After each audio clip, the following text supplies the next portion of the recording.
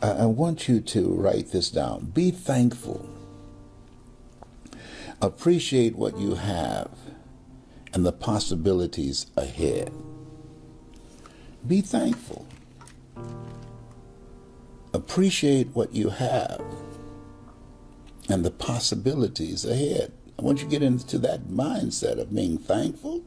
Every time Jesus performed a miracle, before he performed the miracle, he would always say, Father, I give thanks. He was in a spirit of giving thanks because he knew that miracle was about to happen. And there's some things in your life, things that you desire. And I want you to get up this morning in a spirit of being thankful, because you know that's going to happen. It's going to happen. Might not happen when you want it to happen, but it's going to happen when you just set up camp and reside in that place of gratitude, of being thankful.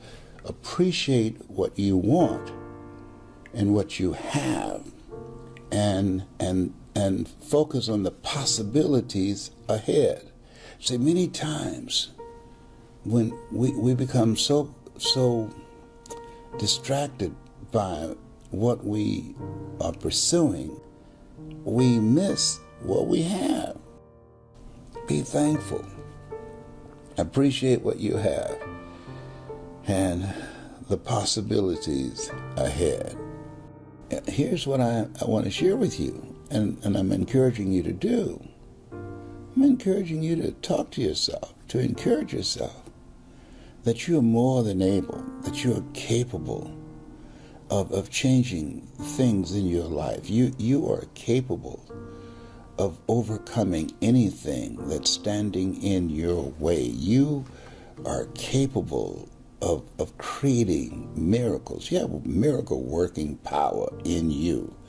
You are capable of dealing with adverse circumstances and growing through whatever life throws at you. So when you look at the possibilities ahead, you look with a spirit of optimism. You have a certain kind of mindset and drive and determination and a knowing that things are going to work out. And it doesn't matter how many times you get knocked down. What matters is how many times you get back up. That's what matters. I remember seeing the millennials don't know about this. The fight between Buster Douglas and Mike Tyson.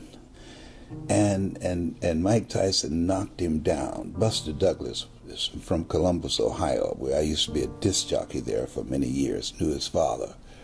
And he hit the canvas with his glove, and it's like, come on, get yourself together.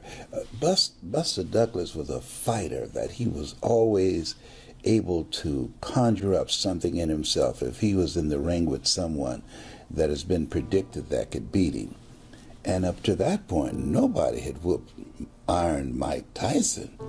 And Mike Tyson thought he had him, and Buster Douglas, he got back up. He got back up, but people thought it was over. And when he knocked Mike Tyson down, there was a headline that said, "The blow that went around the world." Everybody was in shock. Mike Tyson, Iron Mike Tyson, he was the intimidator. But buddy, let me tell you something. Buster Douglas from Columbus, Ohio, his mother just died, and he was fighting with a spirit and a mindset, "Mama, I'm going to fight this for you." And he got up off that canvas. He got up off that canvas and whooped Mike Tyson's behind. Yes, he did. I'm not making this up. This is real. And I'm saying to you, and sometimes life is going to knock you down, but because you have been knocked down don't mean that you are finished. No, you knocked down, but not knocked out. No. No, you got some reasons. It might be your children.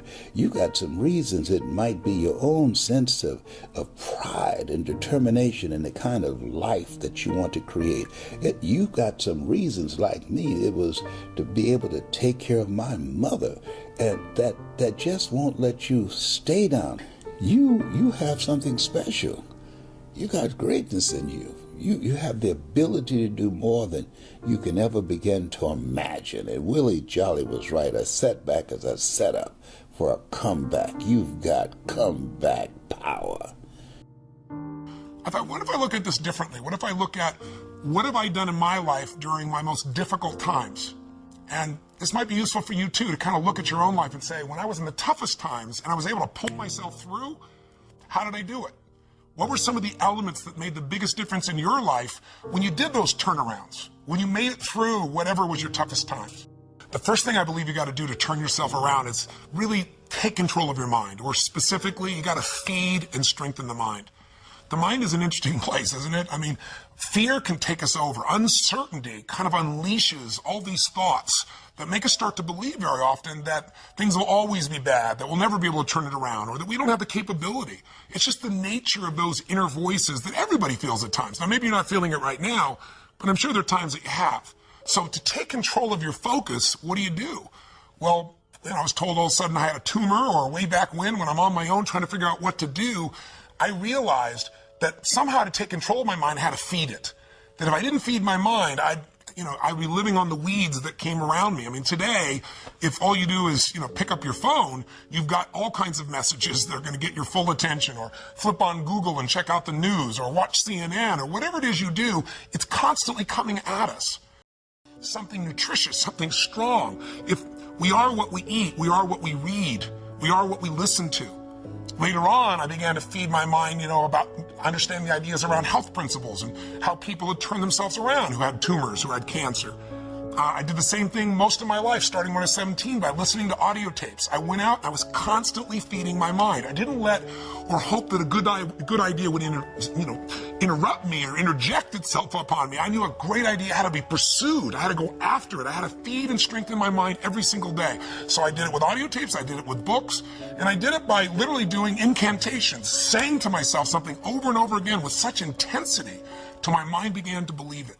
So reading, listening, feeding your mind is the first step to get out of that place of uncertainty and to start to re-tap into your real ability to thrive in any environment. What's the second key? Well, number 2 is you got to feed and strengthen your body. As simple as that sounds, if you've been around any of my work at all, I believe physiology first.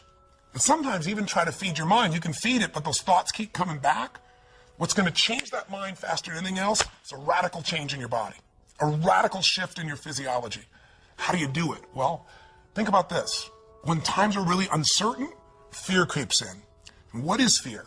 Fear is something quite physical. It takes a hold of you when it's really there and intense. We've all had that gut level fear, that dark night of the soul at times where it feels like, nothing's going to work. So how do you turn it around? Yeah, you feed your mind, but you also strengthen that body. When's the last time you really pushed yourself? You went on a run, a slight jog or a walk, but at the end, you pushed yourself for that last 2 minutes, 5 minutes, whatever it was, till you felt like your heart was pumping up, like going to spit out blood, where there was an intensity in you. I know I sound over the top, but that's how I turned myself around. But again, I pushed myself so hard, like I had nothing left, and I pushed myself even more. And when that blood started rushing in me, when that was pumping in my brain and my body, or go out and lift weights, go out and push yourself and feel yourself have to force through whatever was your limitation before. When that gets inside you, that physical strength again, that sense of breaking through, every part of you starts to operate differently. Your body changes, so does your mind. What's the third key? Well, that third step is you got to get a role model that inspires you and really shows you the way. One of the biggest things that'll change you once you're mentally and physically strong is you need to believe. You need to not just have a sense of certainty, but you got to believe that there is a pathway to get to where you want to be. Whatever it is you want to change, whether it be your body, your mind, your emotions, your finances, your relationship, you need a role model. Now, how easy is it to get up in the morning when you're pouring it on, doing the best you can, anxious to get going, make progress toward your dreams? It's a whole different story. When you're resting to renew your reserves, it's much different than resting to avoid your day. When you're psyched up and excited for your life, when you're excited for what you've planned to accomplish for the day, it's amazing you'll wake up before the alarm clock even tries to startle you awake. Your successes fuel your ambition. Your successes give you extra energy. Your successes pave the way for more successes. It's the snowball effect. With one success, you're excited to meet another, and another, and another. And pretty soon, the disciplines that were so difficult in the beginning, the disciplines that got you going, are now part of your philosophy. How do you know when you're successful? Do you have to be a millionaire? No. All we ask of you is that you earn all you possibly can.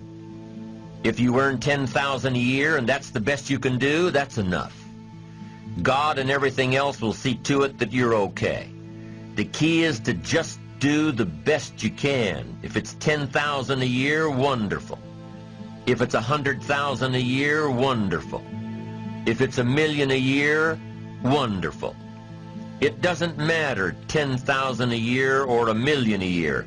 It doesn't matter as long as you've done the best you possibly can.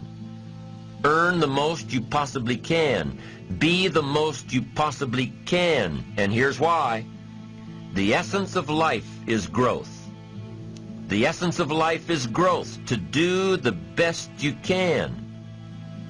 And here's what's interesting. Humans are the only life form that will do less than they possibly can. Humans are the only life form that will settle for less.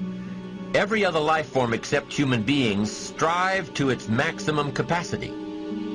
How tall will a tree grow? Approximately. As tall as it possibly can. You never heard of a tree growing half as high as it could. No, trees don't grow half. Trees send their roots down as deep as possible, stretch their limbs up as high as possible, produce every leaf possible and every fruit possible. As a matter of fact, you never heard of a human physically growing half. We keep growing until we're done. Now that's a part of life we can't control. It's genetically coded. And that's probably why we keep growing till we're done.